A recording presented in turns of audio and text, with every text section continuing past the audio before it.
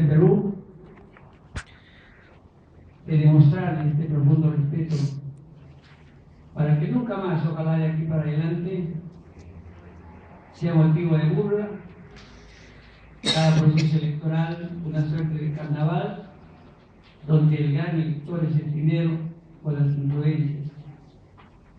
Vivimos indudablemente en un país donde impera el dinero, la farsa, la improvisación, la corrupción. Y mientras vayamos adelante con este sistema de cosas, hablar de desarrollo, de prosperidad, de bienestar, es utopía. Cuando el hombre de antaño se dio cuenta que sus conocimientos eran elementales, muy sencillos, y no podía elevar el nivel cultural de sus seres queridos, pensó en una institución. Cuando el hombre de antaño veía morir a sus seres amados, impotente, aceptaba la desdicha en el hogar, pensó en una institución. Cuando el hombre de ayer se cansó de hacerse justicia por sus propias manos, pensó en una institución. Por supuesto, a él le tocaba el rol de colaborar, de poner la suya, con tal que nazca esta institución. Asimismo, cuando el hombre quiso seguridad para su familia, cuando el hombre se cansó de hacerse justicia con sus propias manos, pensó en una institución. Ese precisamente es el origen del Estado, en la historia de los pueblos, en la historia de la humanidad. Si nosotros vemos punto por punto de lo que he mencionado, cómo andan las cosas en el país, es lamentable, ¿verdad? Hermanitos, les digo, yo soy el hermano más mayor, el más viejo de ustedes, pero yo amo mucho mi país. Me duele mi raíz cada vez que toco el asunto de lo que sufre en el país. ¿Cómo nace eso en mí? Porque yo he vivido en carne propia el drama social. Si bien nací en Lima, como dice la señorita, accidentalmente, porque mis padres estuvieron de paso por Lima, pero yo he vivido en el Perú profundo. Yo no conozco el problema del país o los problemas del país por lectura, porque mi padre me lo contó, porque mi tío me lo dijo, la prensa me informó. Yo conozco el drama del Perú profundo, sobre todo porque he vivido en carne propia el drama social. La Biblia, precisamente, en ese librito, porque ustedes saben que la Biblia es un conjunto de libros, algo más, alrededor de 70 libros. Uno de ellos es el libro de Deuteronomio. En el capítulo 1 de ese librito, hay dos versículos, el 13 y el 17. Dios recomienda a su pueblo elegido, hasta ese entonces era Israel, porque ahora todo el mundo somos hijos de Dios, que elija como autoridades a gente experimentada, eso lo dice en el versículo 13, y en el versículo 17 lo dice a gente justa. Ustedes, hermanitos, se preguntan qué sería del Perú hoy día si durante los más de 192 años de vida supuestamente independiente, discutiblemente independiente, hubiera estado en manos de esa gente o de esa clase de gente experimentada y justa. Experimentada porque es bueno haber vivido, como dije, el problema del país, de nuestros hermanos, de la mayoría, y justa. Seríamos una potencia mundial, porque para ser potencia mundial no solamente se necesita inmenso territorio como Brasil, como Estados Unidos, como Rusia, no. Israel es un paísito un poquito más que Túnez y es una superpotencia mundial. En una semana se sacó de encima ese entorno hostil constituido por 6 o 7 países vecinos. ¿Por qué? porque posiblemente cumpla al pie de la letra la recomendación del autor del universo: elegir como ciudadanos experimentados y justos. Nada más. Y acá tuviéramos esa clase de dirigentes, de gobernantes en Palacio de Gobierno, de representantes en el Congreso de la República, no nos mentirían, no nos defraudarían, no nos robarían, nuestra caja fiscal estuviera bien llevada y con los fondos suficientes para pagar bien al maestro, a ese arquitecto del futuro, para pagar bien al policía, para pagar bien al médico. Pero hoy lamentablemente eso no se cumple. Yo recuerdo cuando el señor don Alberto Fujimori, lo respeto en su calidad de nuestro expresidente, si bien hay discrepancias desde otro punto de vista, pero en la etapa que él gobernaba se empezó a rematar las empresas del Estado. Me acuerdo que una temporada entraron al fisco, a la caja pública, 4.000 millones de dólares de la venta de empresas. ¿Y saben ustedes cuál fue el destino de esos 4.000 millones de dólares?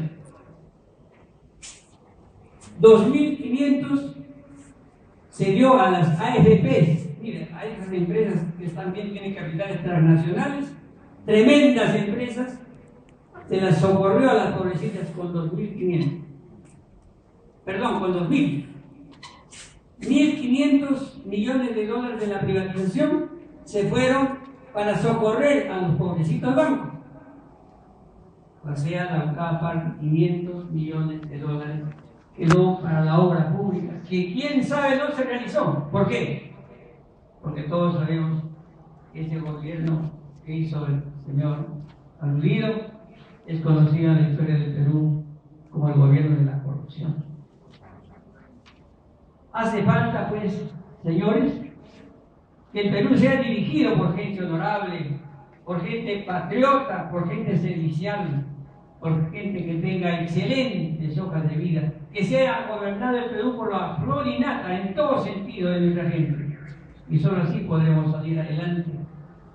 Entonces es un tremendo desmentido también esta mi modesta presentación a lo que dicen nuestros gobernantes y representantes, que estamos creciendo, cuando el término debe ser recuperación, porque hubo un partido que nos gobernó del 85 al 90 y después de luego una temporada que la economía se desbarrancó, sobre todo en el primer periodo, nos dejó en el fondo del abismo,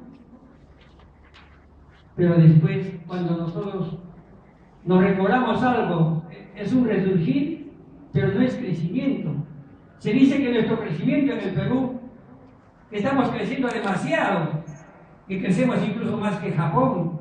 Oiga, pero a Japón no le interesa crecer. ¿Por qué? Porque el Perú, que está en el fondo del abismo, aumenta algunos centímetros, crece 20 centímetros. Japón está en la suma y no necesita crecer nada. Y en ese sentido también parecería que los señores economistas nos engañan, quién sabe, por acuerdos que tienen con el gobierno o porque quieren ser ministros de este gobierno. Porque todos los gobiernos que hemos tenido después del señor de origen asiático siguen su misma política económica. Y ustedes podrán darse cuenta por los medios de comunicación que los personajes que están frente al Ministerio de Economía o al Banco Central de Reserva son los mismos. Y con esa clase de ciudadanos que trabajan para los pudientes y no para los necesitados, los que sufren, los que lloran, no va a haber cambio alguno. Yo cuando me propuse hacer partido, como les decía, me propuse hacer una oferta respetuosa al pueblo peruano, hablar de realidades, prometerle lo que se puede cumplir.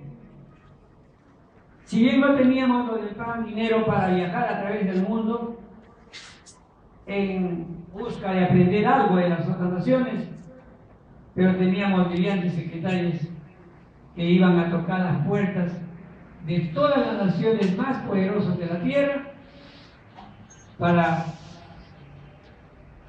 recabar material informativo, para saber qué habían hecho para salir de esa situación de pobreza anterior.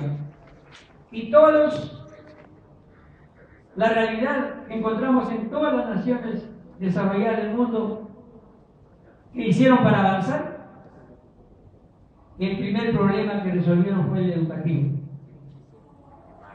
Y la segunda medida que tomaron fue apoyar a las empresas privadas nacionales, porque son las fuentes de trabajo permanentes mayores que tiene el país.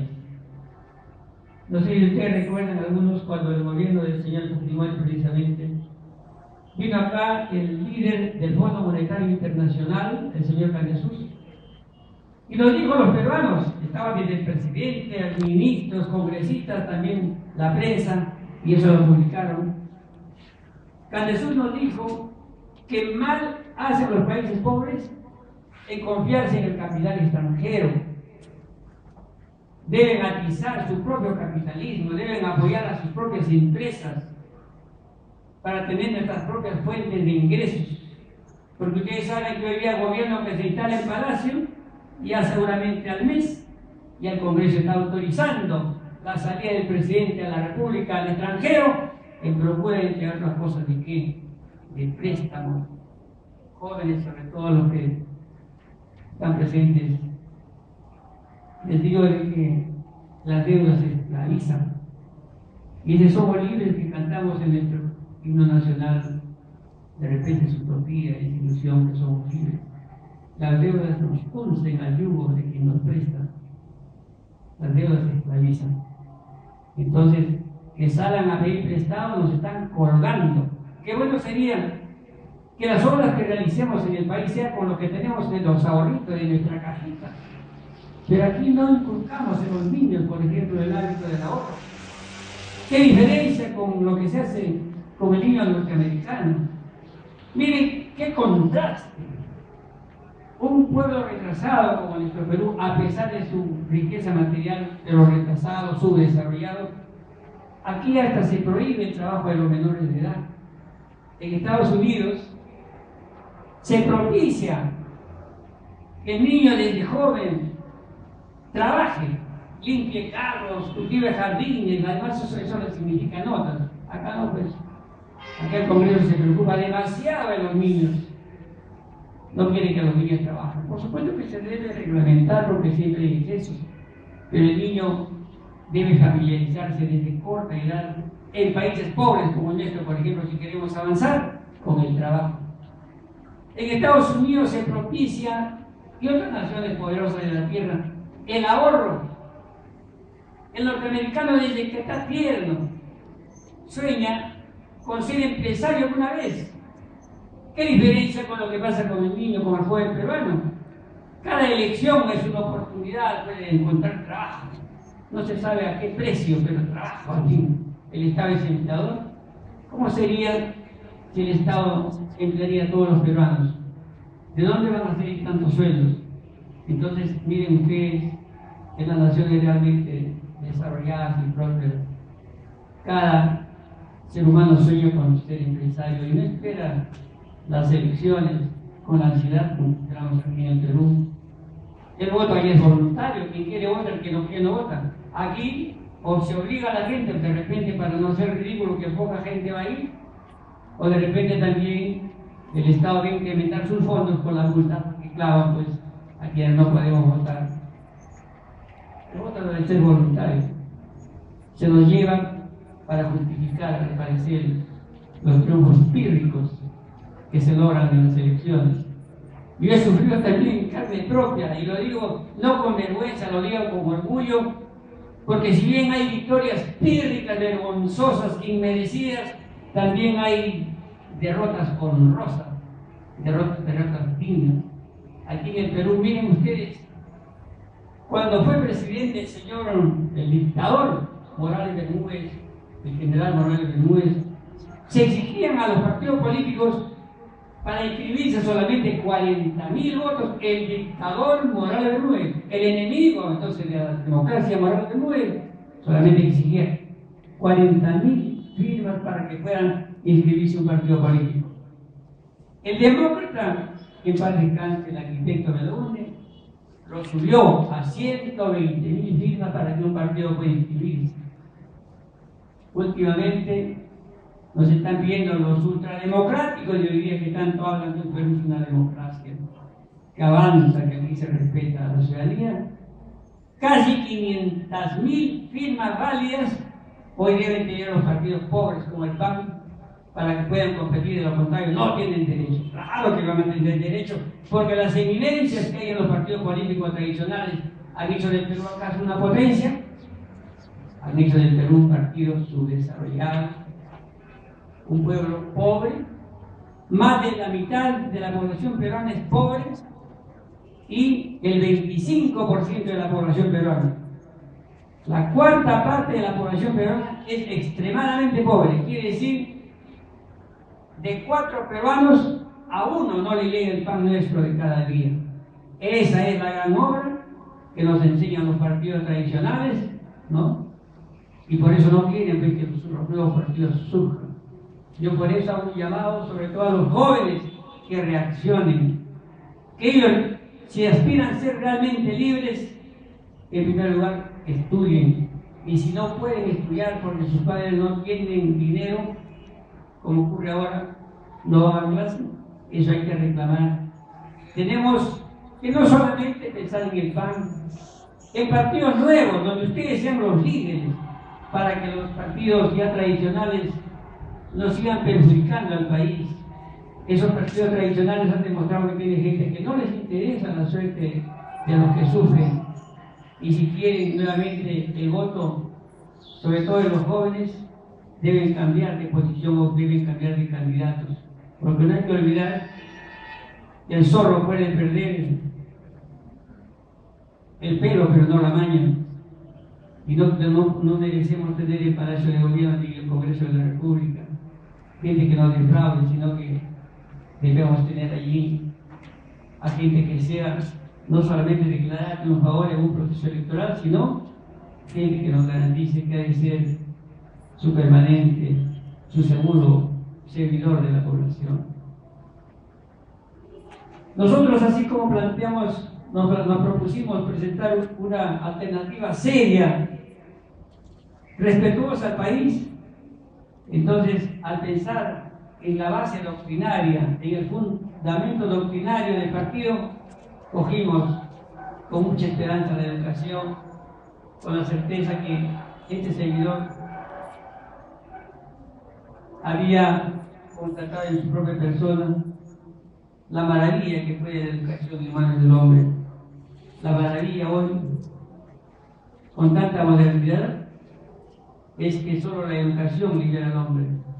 Hay una sola diferencia entre ricos y pobres: educación. Hay una sola diferencia entre países ricos y pobres: la educación. Por eso nosotros tenemos como lema: educación es liberación. Porque nadie nos va a demostrar que estamos equivocados al afirmar que solamente cuando un hombre, dama o caballero, tiene el cerebro nutrido por el conocimiento, encuentra trabajo, encuentra un sueldo decoroso para vivir con dignidad, encuentra lo suficiente para ser dichosos a sus seres queridos y tiene capacidad suficiente, ¿por qué no?, para tomar parte directa en los destinos del país. Yo tengo la certeza que los partidos tradicionales no se han preocupado por la educación, no por desconocimiento. Ahí hay profesionales de todas las ramas, sino parecería que a propósito. ¿Y cuál sería la explicación? Que no quieren competencia, pues. Porque un pueblo inculto, un pueblo pobre, es manejable, es humillable, avasallable.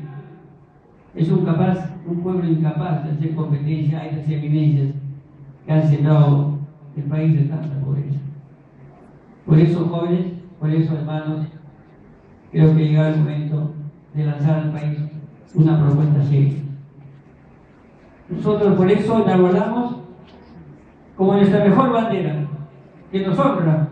Nos sentimos soldados de la revolución educativa, científica y tecnológica, porque resolvimos el problema educativo de nuestro país.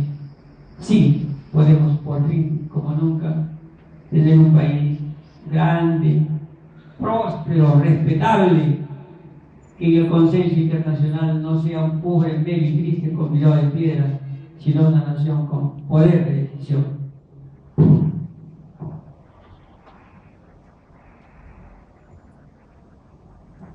Cuando se habla de política educativa, y nos dice alguien que no tiene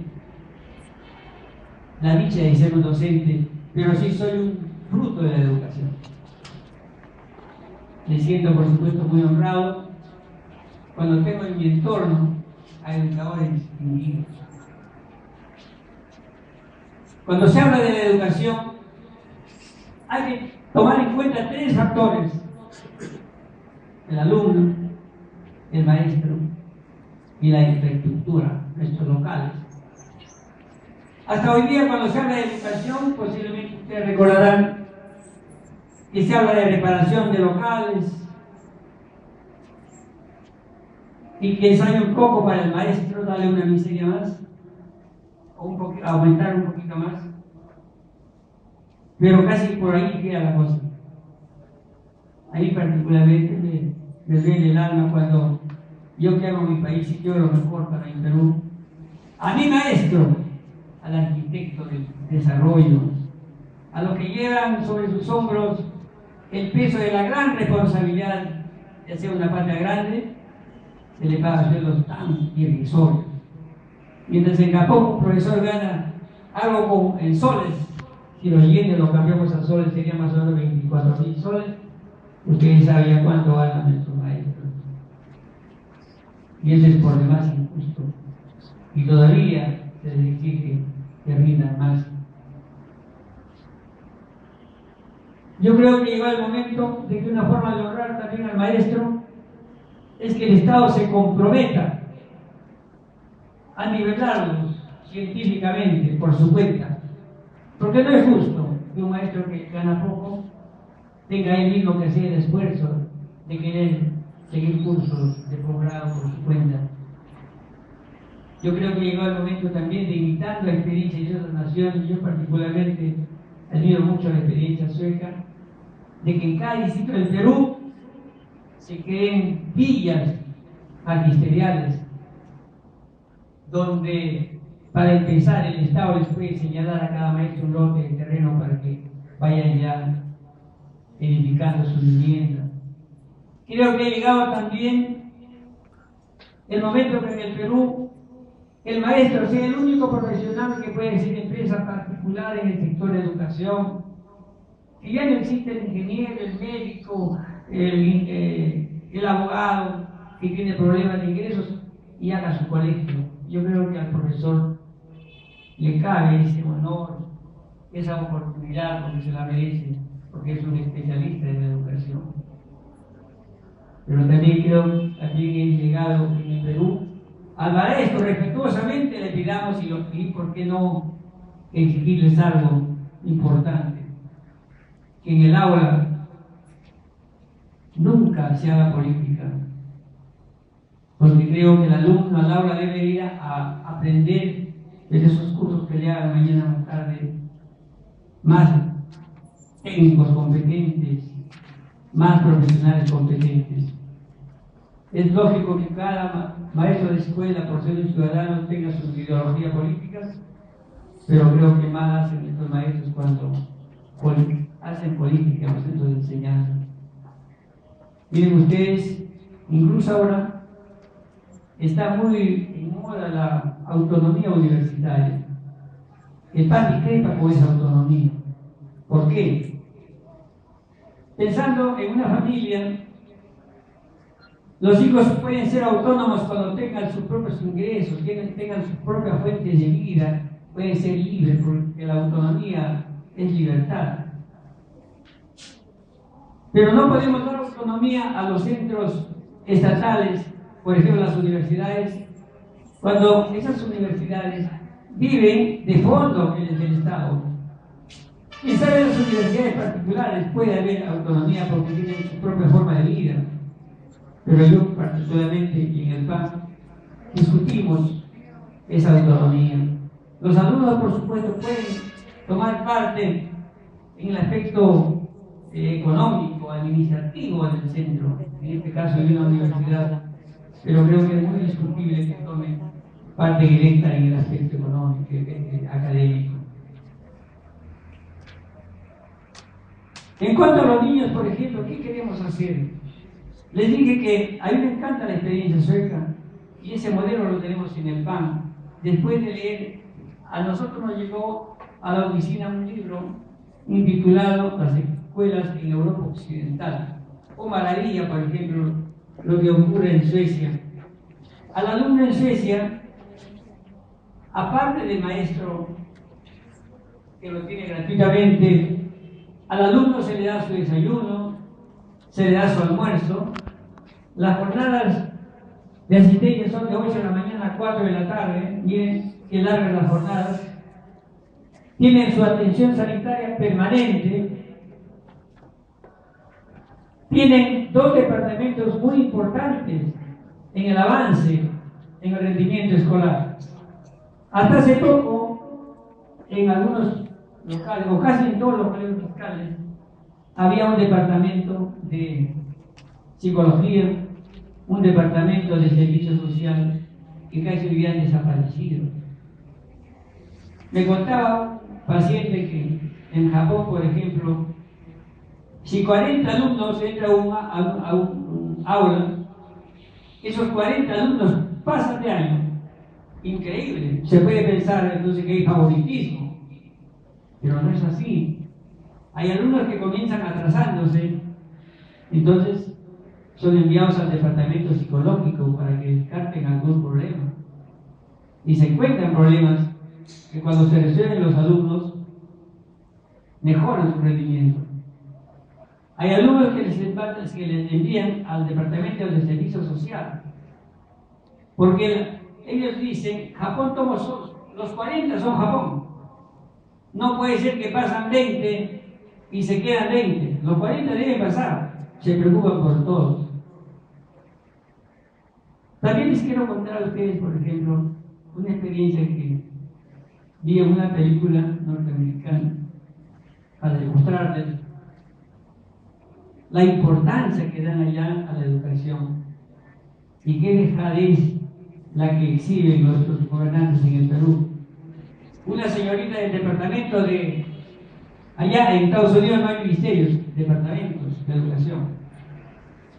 Toca la puerta de un matrimonio joven, una representante del departamento de educación, se identifica debidamente, es atendida por el jefe de familia.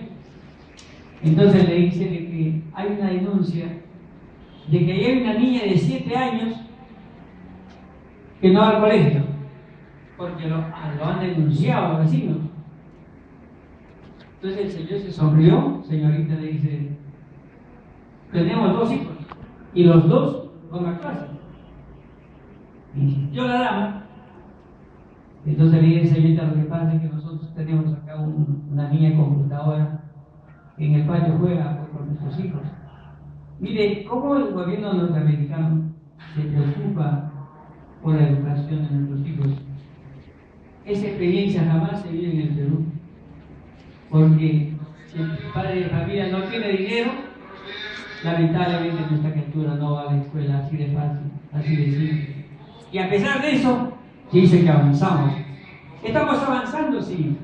La caja fiscal puede tener dinero por ahora, sí, pero es un dinero temporal, porque oh maravilla, pues hoy día tenemos flor de un día, que es la minería. Estamos rematando nuestros recursos naturales y todavía estamos pidiendo más inversión extranjera, a pesar de que se lo llevan casi todo.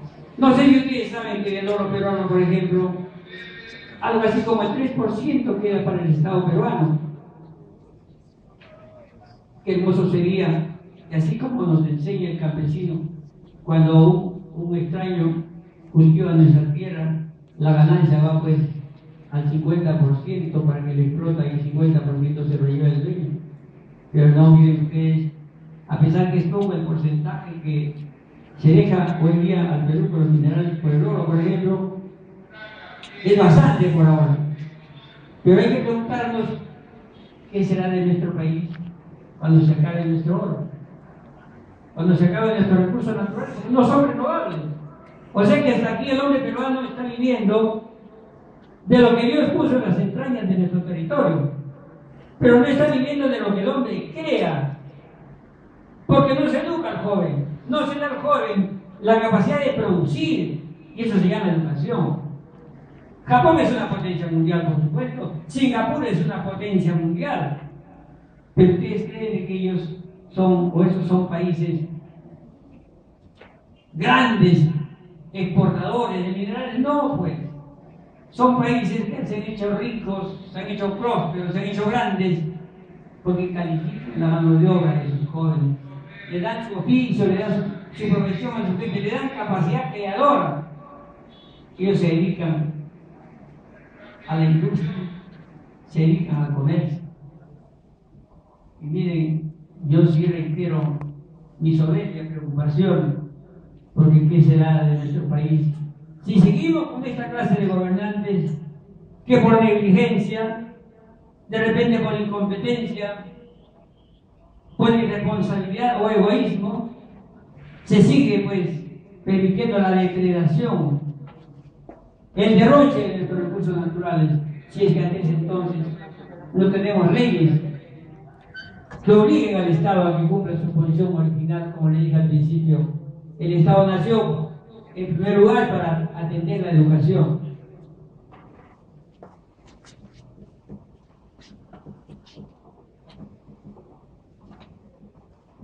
Pero un movimiento en favor de la educación parecería que va a demandar mucho dinero, pero particularmente al leer la experiencia de las naciones más desarrolladas del mundo llego a la conclusión que no basta la buena voluntad, la voluntad soberbia y patriótica de cambio.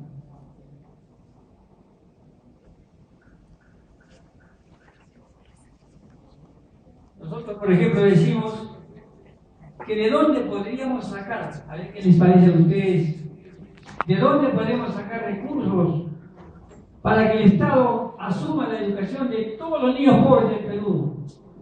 Se entiende que de los niños cuyos padres son solventes, no nos vamos a preocupar porque en familia resuelven los problemas de la educación.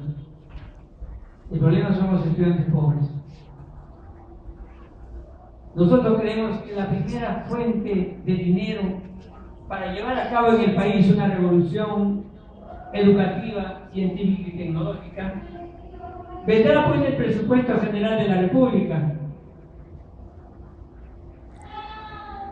Ya no se debe a la educación destinar un 6%, un 3%, hay que darle como antes. Miren ustedes, en gobiernos de antaño, en gobiernos que podríamos decir que eran oligárquicos, que trabajaban para la derecha cavernaria, se daba la educación al 25%. En la etapa del presidente Prado, y con esto quiero terminar, en la etapa del presidente Prado, el sueldo entonces eran 4 soles, el sueldo mínimo, pero se entiende que eran soles que valían, soles de oro. De cada 4 soles retenían un sol para el Estado, para la educación. Eso no ocurre ahora. Entonces es necesario que del presupuesto general de la República se asista, por lo menos se atienda, se designe un 25% para educación. ¿De dónde más? ¿Hay que prestarnos dinero? Sí. ¿Por qué no? Tenemos cómo garantizar los pagos. Pero para inversión, y quiero que sepan, jóvenes, que la inversión más productiva para un país es la que se realiza en el hombre, y específicamente en la educación del hombre, porque el hombre instruido hasta de la basura hace plata, la industrializa, la procesa, hace plata. Qué pena que a un analfabeto le puede llegar una fortuna por herencia, pero la dispendia porque no tiene capacidad creadora que esa es responsabilidad del Estado. ¿De dónde más creemos que debe venir dinero para esta revolución educativa en el Perú? De los mismos técnicos, de los mismos profesionales que el Estado los forma. Hay que obligarles que nos den por lo menos un 10% de su sueldo para que se cree un fondo que ayude para que las generaciones del futuro tengan seguro el beneficio de la educación. Y finalmente, la acción comunal.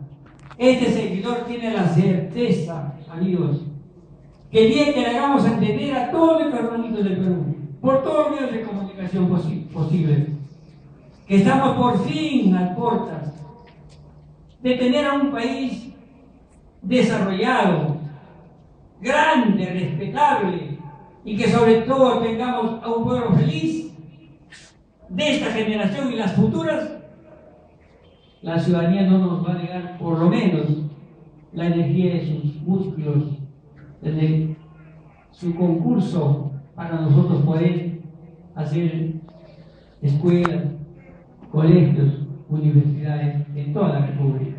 Bueno, y para terminar, les reitero mi agradecimiento, espero seguir conversando otros días, pero quisiera que ustedes reciban, ahí se les va a dar un material para que sepan lo que es este partido, su doctrina, lo que quiere hacer por el Perú, no solamente por la educación, por todos los problemas del Perú, y algo más, tenemos unos mensajes que ojalá ustedes se den el trabajito de leerlos. De repente ese tiempo que lo dedican para ustedes puede significar una gran inversión de tiempo, porque sepan que si bien yo soy docente y no tengo el calor que nos pone un docente en la cátedra, me considero un hombre de todo corazón. Aprendí a querer a mi país desde muy joven y hoy día me preocupa sobre todo la juventud, que a diferencia de las vicisitudes que hoy viven los jóvenes de ayer y viejos hoy abandonados a su suerte, yo quisiera que los jóvenes presentes cuando lleguen a ser ancianos se vayan de este mundo felices porque coronaron sus estudios y tuvieron los fondos suficientes con un oficio, con una profesión para vivir ellos dignamente, para cumplir sus responsabilidades y también capacidad tengan para colaborar al desarrollo de nuestro querido Perú, que para mí es un país de sueños, de desengaños y también de milagros. Muchas gracias por esa fina atención.